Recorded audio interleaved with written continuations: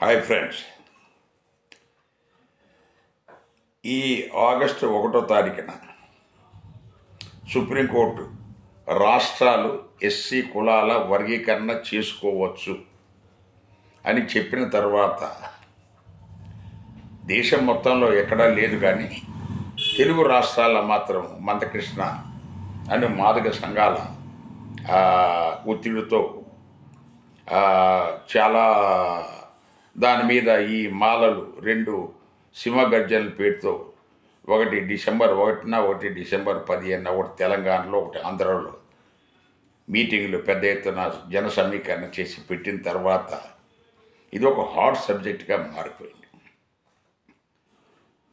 ఇది జరగకముందు, ఈ మీటింగ్ మాలల మీటింగ్లు పెట్టకముందు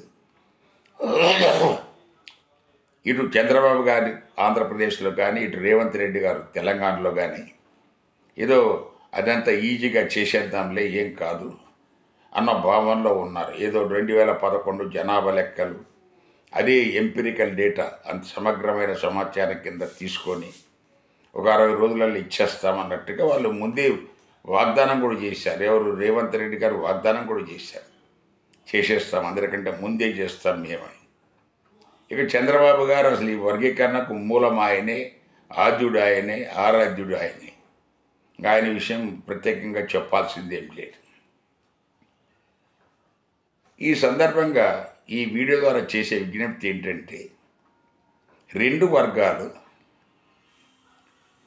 మీరు మౌనం వహించి ఒకరినొకరు దూషించుకోకుండా, నీ అంత చూస్తాను, వాడెంత చూస్తాను, వాడెంత, వీడెంత, నేను 1,00,000 డప్పులు కొడతాను, నేను 1 కోటి ఇది చేస్తాను అని చెప్పేసి ఇవంతా ఇలాంటి రెచ్చగొట్టే వీడియోలు, కామెంట్స్, మీటింగులు, పాటలు ఎవరు చేసినా దాన్ని అందరూ ఖండించాలి. కారణం ఏంటంటే అది ప్రభుత్వం చేయాలి. సో ప్రభుత్వం మీద చట్టబద్ధంగా చేయించుకోవడానికి ప్రయత్నం చేయాలి. ఎందుకంటే ఏదో విధంగా నాకు తొందరగా నేను చేయించేసేసి ఈ 30 ఏళ్ళ నా పోరాటం ఫలించింది అన్నట్టుగా మందకృష్ణ హడావిడి చేసి వెంటనే చేయాలని చెప్పేసి అంటున్నాడు. 29 రాష్ట్రాలు ఉన్నాయి. సుప్రీంకోర్టు ఇచ్చిన జడ్జిమెంటు 29 రాష్ట్రాలకు వర్తిస్తుంది. తక్కిన ఎక్కడ ఎవరు అడగటం లేదు.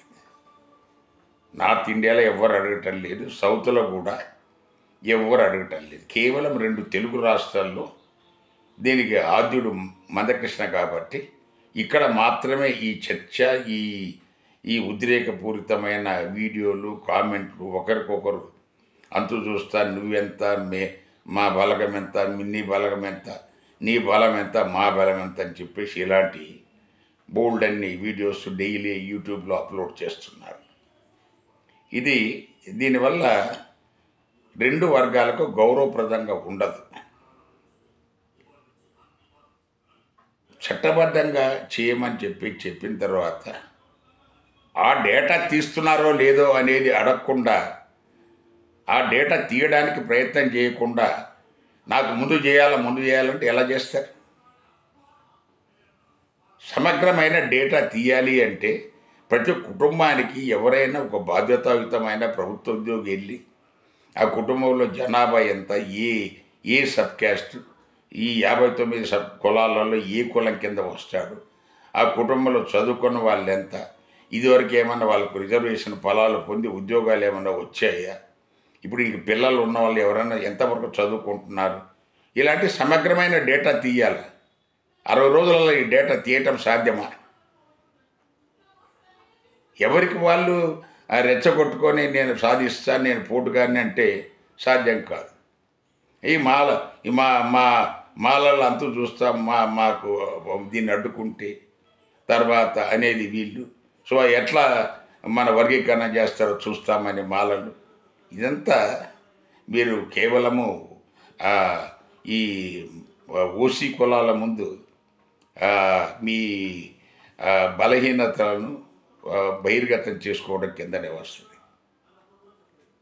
మందకృష్ణకు వర్గీకరణ తప్ప ఇంకేం లేదా?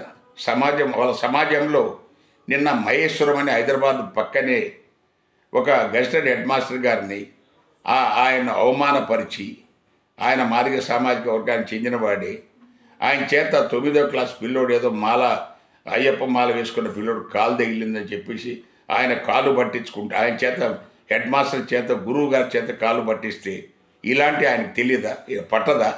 మాదిగ సమాజానికి ఇవి పట్టవా? కేవలము ఈ వర్గీకరణ ఒక్కటే జీవితాశయమో అది వచ్చేస్తే మేమంతా బాగోయి. ఎవరు బాగుపడేది ఏం లేదు. అందులో ప్రభుత్వం లక్షల కోట్లలో ఉద్యోగాలు ఏం లేవు. దాని తర్వాత ఓకే, మీరు బాగుపడిన సంతోషమే. దానికోసము మెయిన్గా చేయాల్సింది సమాజంలో మన కులానికి అన్యాయము జరుగుతుంటే, మన కులాన్ని అవమానపరుస్తుంటే అక్కడ స్పందించరు. మరి 30 ఏళ్లలో బోల్డ్ అని జరిగాయి. చాలా చోట్ల మాలలే అడ్డుకున్నారు. సో ఈ వీడియో ద్వారా చేసే విజ్ఞప్తి ఏంటంటే, మీరు 2 వర్గాలు, మాదిగ వర్గాలు, దయచేసి మీరు సీజ్ ఫైర్ లాగా ఎవరు మాట్లాడమాకండి. ప్రభుత్వాన్ని దాని పని చేయనివ్వండి.